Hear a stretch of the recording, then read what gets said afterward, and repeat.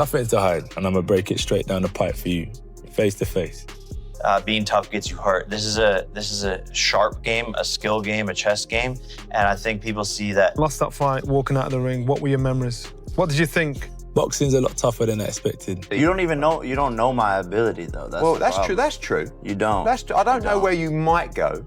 I just give you where I think you're at, which I'm entitled to, which is average. Average is very complimentary. The face-to-face interview between Jake Paul and Anthony Joshua delivers an intense clash between the fighters from completely different backgrounds. Jake Paul, the YouTuber turned boxer, steps up to the former heavyweight champion with confidence and bold energy, while Joshua remains composed, studying Paul with the calm focus of a seasoned veteran.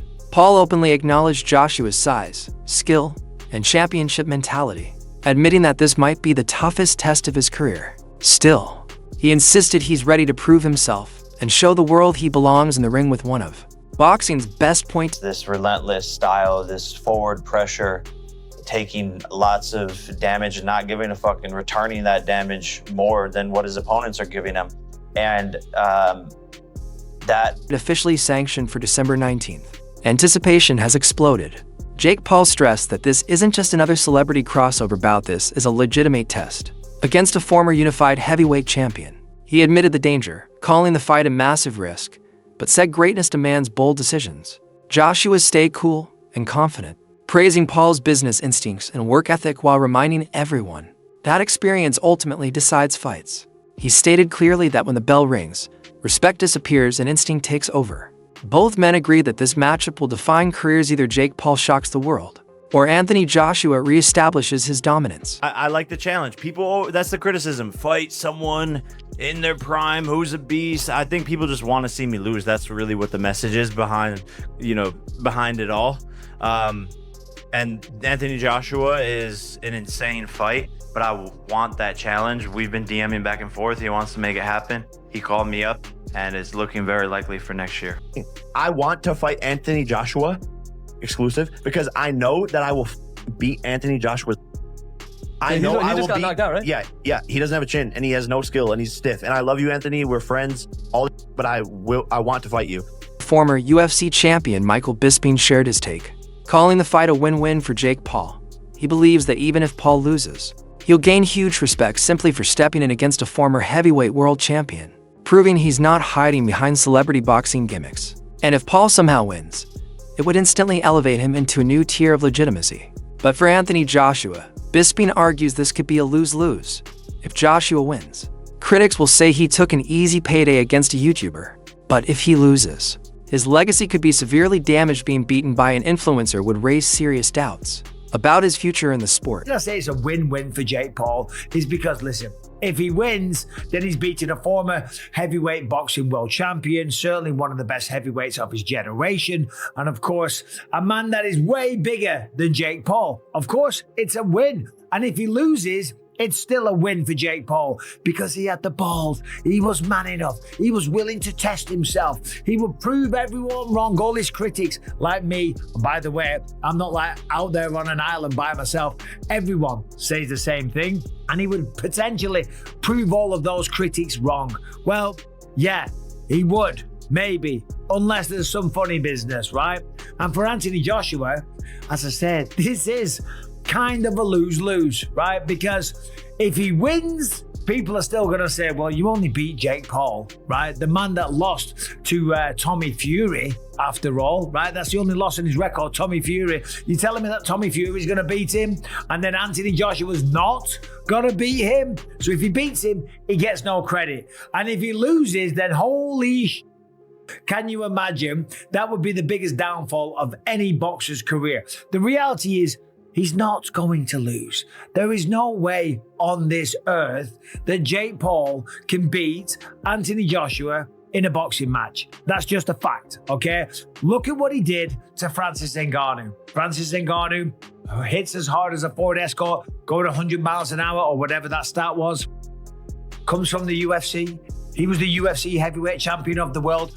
Has a good go against Tyson Fury, but goes up against Anthony Joshua and gets flatlined. Every single punch that was thrown was landed, and every punch that landed put Francis Ngannou down, okay? So to stand there and think that Jake Paul, who's much, much smaller, who has way less experience, that doesn't weigh anything near him, is going to have a chance. And not to mention, Anthony Joshua has faced some of the most dangerous fighters in boxing, giving him a level of experience Jake Paul simply does not have.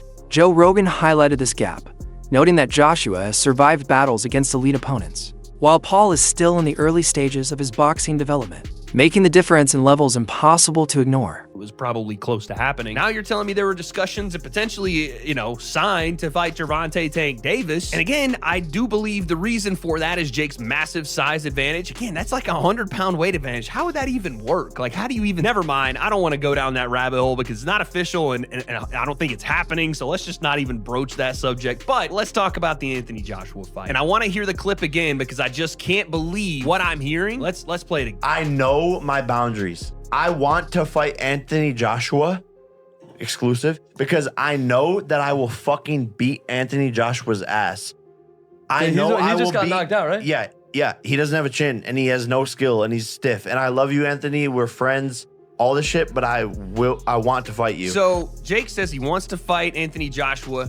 He says he's gonna beat Anthony Joshua's ass, that he doesn't have a chin, that he has no skill, and that he's stiff. And then you hear Derek again with the porn creeper stash chime in. Didn't he just get knocked out? Yeah, by Daniel Dubois, who is a reigning heavyweight champion of the world. Not that that means anything at all, I don't guess. Yeah, Jake's just flat out wrong here with a lot of his critiques of Anthony Joshua in comparison to himself. Like, if you want to say for the elite heavyweights in the world that Anthony Joshua has a little bit less skill and is more stiff than they are, then okay, but Anthony Joshua is still an elite heavyweight in the world. And then to go as far as to say, I will beat Anthony Joshua's, that he doesn't have a chin, no skill, he's stiff. Like, again, Jake can have this opinion.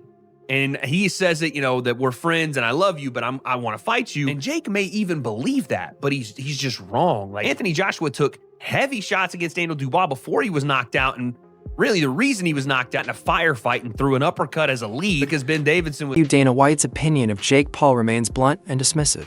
He says he stopped taking Paul seriously after he lost to a real boxer, and has little respect for Paul's previous opponents, calling those matchups more entertainment than sport. White also shrugged off Paul's legal threats over claims of fixed fights, saying he doesn't believe the fights are rigged, but he doesn't view them as legitimate boxing competitions either. Coming into his own, man. That's what that is. He's only like 27. That guy's fucking scary. He's dangerous. Going into that fight, it seems like he believed that he was just going to dominate him. He was so aggressive. He was just in the pocket constantly, just forcing Joshua to go to war. It was wild. Everybody was like, look, to Joshua, I think you're done. Right after he knocks out Francis Ngannou, and everyone's like, you're back. Yeah. Flattened Francis Ngannou, and everyone's like, oh, Joshua's back. Tommy Fury completely dismissed the idea of Jake Paul facing Anthony Joshua, calling Paul's ambitions ridiculous. He reminded everyone that he defeated Paul even with a badly injured hand, using that win to challenge Paul's legitimacy. Fury questioned whether Paul even deserves a fight of this magnitude,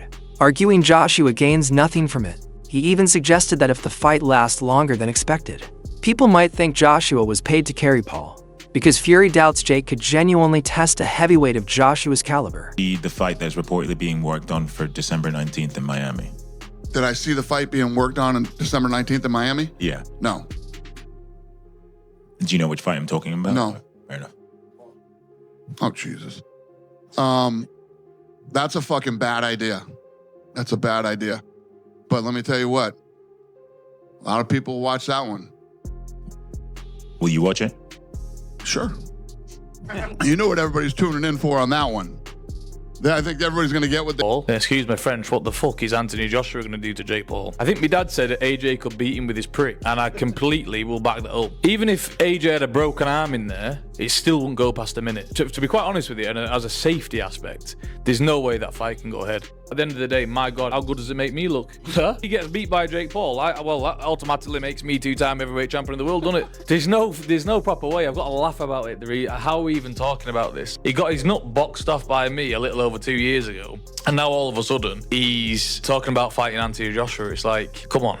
Like, you can't be serious. He can't beat me. I'm not Anthony Joshua, am I?